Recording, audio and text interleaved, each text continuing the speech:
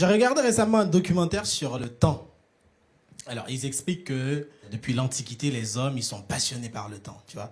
Et avec la révolution industrielle, on est devenus des fous à cause du temps. Voilà, on a créé le temps universel. On cherche tous à gagner du temps, à rentabiliser le temps. Time is money. Okay? On a fait pas mal d'inventions pour gagner du temps. Par exemple, les avions, les TGV. C'est bien, non? Mais pour moi, non, ça passe pas. Parce que moi, ma plus grande passion dans la vie, c'est arriver en retard. Et j'aime tellement arriver en retard dans la vie, je pense que si le retard c'était une matière à l'école, moi je l'aurais avec mention, c'est sûr. Et si c'était un métier, c'est sûr, je serais au chômage parce que j'aurais raté les entretiens d'embauche. Le retard, je l'ai même avec ma naissance, tu vois. Mes parents, ils m'attendaient en janvier, moi je suis arrivé en avril, tranquille. Mais je trouve qu'il y a quelque chose d'honnête chez les retardataires. Par exemple, moi quand je dis je viens, ah ben je viens. Même si c'est 4-5 heures après, je serai là. Par exemple, ma sœur, une fois, elle a commis l'erreur de me confier pour aller chercher son fils à l'école. Eh ben moi, quand j'ai vu l'heure qu'il était, je suis parti direct à la gendarmerie. C'était impossible de garder l'enfant tout un week-end dans son établissement, on est d'accord? Je pense qu'on a tous cette image dans la tête, le gros connard qui arrive toujours avec sa valise au dernier moment quand on prend l'avion, tu vois, et qui passe mine de rien, qui traverse le class business et qui te regarde comme ça. Parce que sa place est tout au fond. Mais toi, ça fait 30 minutes que tu attends dans l'avion. Mais tu vois, ce gars-là, il fait partie de ma team. Les retardateurs for life. Ah là là là là. Mais je pense que mes potes, ils sont un peu habitués à mon retard. Parce qu'avant, il fallait trouver des excuses. Des fois, je disais, c'est la circulation, tu vois. Mais je sais, au fond de moi, je mens. Parce que le café où on a le rendez-vous, il est juste en bas de chez moi, tu vois. Et je suis arrivé à pied, donc... Mais maintenant, ça passe mieux parce que j'ai trouvé une bonne excuse. Quand j'arrive en retard, je dis, OK, désolé les gars, j'ai eu un contretemps. Et ça passe mieux parce qu'on a tous déjà eu un contretemps dans la vie. Tu vois, on peut pas vous engueuler pour ça. Tu sais ce que c'est un contretemps? J'ai pas l'impression. Je te donne la définition. Contretemps, c'est non masculin, toute activité qui consiste à se branler sous sa douche involontairement. Est-ce que tu as eu un petit contretemps avant de venir? Non. Moi, je viens d'Haïti, à ne pas confondre avec Tahiti. Ok? C'est pas une crème pour la peau, c'est un pays.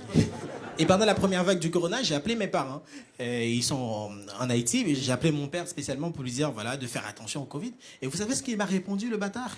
Il m'a dit t'inquiète, fiston, ici on a de quoi pour combattre le corona. Du rhum. 98% d'éthanol. Hein? Et quand je pense ici, on a fermé les bars. Depuis que j'ai vu en Europe, je découvre pas mal de choses. Beaucoup de choses sont différentes dans ma vie. Par exemple, j'ai découvert le froid. Mais qu'est-ce que c'est cette chose? C'est magnifique. Ouais, vraiment, t'as le visage qui te pique, t'as envie de faire pipi, tu cherches tu la trouves pas. Tu vois? Hein? Moi, je dis qu'en Europe, vous avez la chance parce que vous avez les 4 saisons. Nous, en Haïti, on n'a pas ça. On n'a que 2. C'est la saison cyclonique et la saison des aides humanitaires. J'ai une voisine qui sait que je suis d'Haïti. Et maintenant, à chaque fois que je la croise, je suis obligé de détourner son regard. Tu vois, parce qu'elle me pose toujours la même question. Alors, jeune homme, comment ça va là-bas? Je dis, OK, mamie, ça va bien, la corruption bat son plein, tu vois. Elle fait, non, je vous crois pas, jeune homme. Vous avez eu le tremblement de terre. Avec mon mari, on l'a vu à la télé. Oh, comme c'était triste. On a même envoyé des chemises. Vous les avez trouvées? Come on! Wow, je sais pas comment elle regarde la télé chez elle. Est-ce qu'elle pense que moi, à chaque fois que je rencontre un Japonais, je dis, OK, le Japon, ça va pas parce que vous avez eu Hiroshima? Non, je dis pas ça. Sinon, je dirais pareil pour la France. Je dirais que la France, ça va pas parce que vous avez eu François Hollande. Ah là là là là. J'ai vraiment mal. Ça me gêne vraiment quand je rencontre des gens. Je dis, je viens d'Haïti. Oh, tu viens d'Haïti? Oh, ça doit être dur, hein? Waouh, ça me gêne d'entendre ça. C'est facile pour personne. Mais je pense que ces gens-là, c'est parce qu'ils n'ont pas assez d'informations sur Haïti. OK? Ils ont oublié que nous, on a un peuple fier. C'était le seul endroit au monde où des esclaves enchaînés ont pris les armes contre les maîtres et fait une révolution qui aboutit à une indépendance. C'est pas une fierté, ça, man? Hein? Même si on crève de faim, notre terre s'appellera la terre de la liberté. Et je pense que beaucoup de gens, parmi vous là, bien entendu, ne le savent pas, que Haïti, ce tout petit pays, c'était le seul pendant la Deuxième Guerre mondiale qui avait déclaré la guerre à l'Allemagne, le Japon et l'Italie. Oui, les trois en même temps, madame. On se battait les couilles, ok? Le président, il s'est réveillé un beau matin, il dit, qu'est-ce que je peux faire pour créer le buzz? Il n'y avait pas de Twitter à l'époque, ok? Je comprends que le mec, il avait envie de faire quelque chose. Je comprends qu'il avait envie de taper quelqu'un. Mais déclarer la guerre à Adolf Hitler, quand même! Qu'est-ce qu'il n'a pas compris dans la chose, le mec, hein?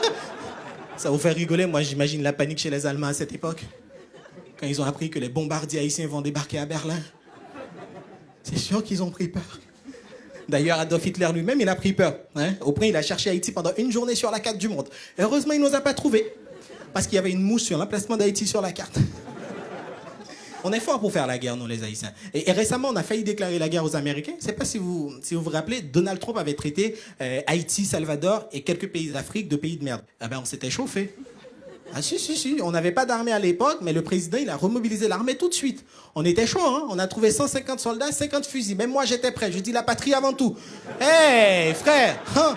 D'ailleurs, j'ai même élaboré une stratégie de combat. Tu vois, tu as un fusil pour 3 soldats. Avec ça, les Américains, on les nique. Tu vois, il suffit juste de se mettre en bonne position. Tu as un fusil, tu tires l'omoplate. Et tu passes le fusil à ton collègue, tu dis, allez, à ton tour, vise la tête. Et c'est sûr qu'on aurait gagné cette guerre. C'est sûr qu'on aurait gagné cette guerre. Et je serais là en face de l'homme tweet, je lui ai dit, viens là, viens là, viens. Arrête ton joujou, viens. Tu sais, la prochaine fois, avant de dire qu'on est des pays de merde, rappelle-toi de la bataille de Savannah. Tu te souviens? Quand nos ancêtres se sont battus pour ton indépendance. T'as compris? Ok. Retourne dans ta chambre, va faire des séances de contretemps. Merci Tamak.